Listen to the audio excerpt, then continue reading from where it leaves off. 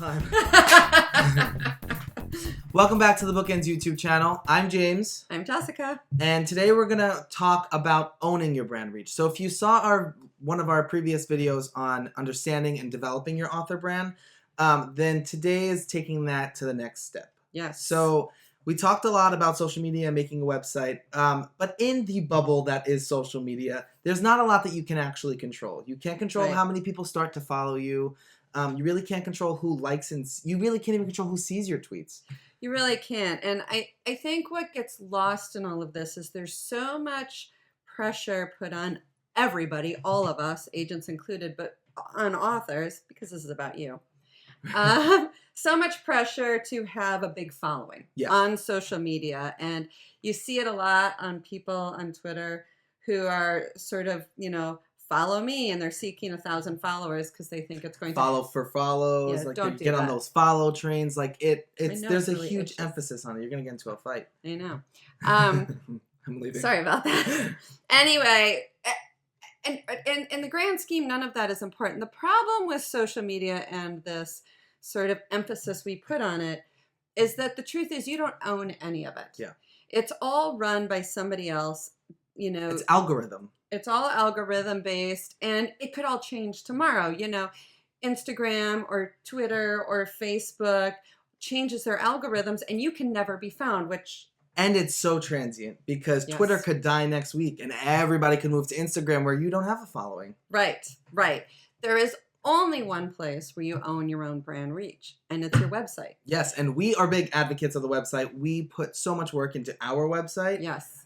So yeah, go ahead, you take it. Well, the problem I see with authors is that they're spending so much time on social media. You're spending so much time on social media that your website is not getting the attention it needs, that you're promoting on social media, and all of this is good. And valid, yes. Keep doing that if but you can. You're doing so much of that your website's not getting updated, that it looks old and dated.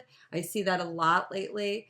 And I guess the updating is the most important part. You're putting everything on Twitter, keeping it let's fresh. say, but you're not putting it on, I go to your website and it says your book is coming soon, when on Twitter 2 months ago you told me it was out now. Right. So one of the things we talked about is there's bubbles and algorithm on Twitter and Instagram. So I can post something and it can be big on Tuesday, but Wednesday everybody's forgotten about it or it's not in the feeds or anything. One of the best ways that you can do that is by embedding your feeds into your website too. So when people are looking for you and they find your website, they're seeing everything that you post.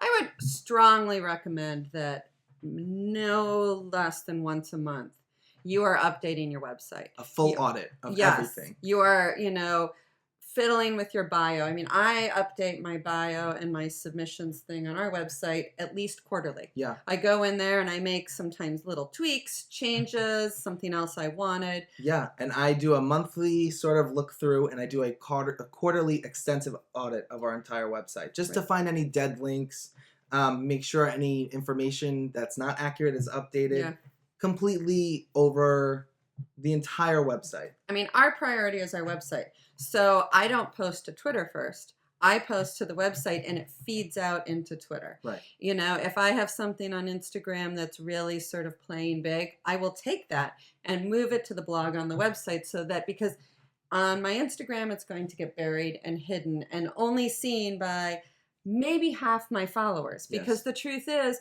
if I don't get on Instagram today, I have missed a lot of things. If I'm not on Twitter right now, I am missing a lot that I will never see. It drives you crazy sometimes. And I don't have that, and I don't follow that many people. Right. So, all of you people collecting thousands of followers and following thousands of people in exchange are really missing out on a lot. Right. So, but your website is the one place where you can own it and control it. You can get it out to people.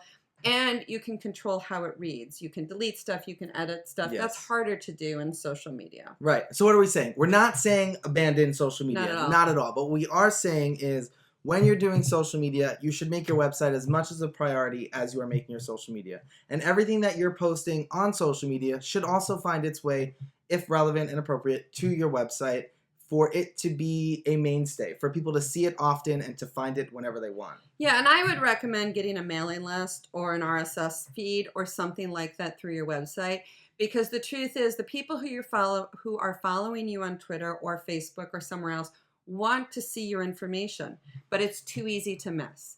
If you put together a newsletter, maybe it's monthly, maybe it's quarterly, whatever works for you, it loads up on your website and goes out to those people who want that from you. You are controlling that they are getting the information. They are for certain getting the update that your book is publishing. Whereas on Twitter, that's easy to miss. Right, and those are people, like you said, want that information from you, are supporting you already, and that will only expand. Like, people will only tell always tell their friends to read a book, or they will always give a book as gifts. So getting your information to the people that want it is super important. And you can certainly tweet about it. Yeah. The newsletter's available, updates available on my website. You but should getting tweet it about directly into their email box is something you can control. Yes. And that's what we mean by owning your brand reach. You are owning the reach of the people you are contacting, not just letting somebody else and their algorithms do it for you. Yes. So this weekend, take a couple hours, look at your website, get it as in tip-top shape as you possibly can, and put it on your calendar. Every month, take 2 hours out of your week or whatever and make it a priority.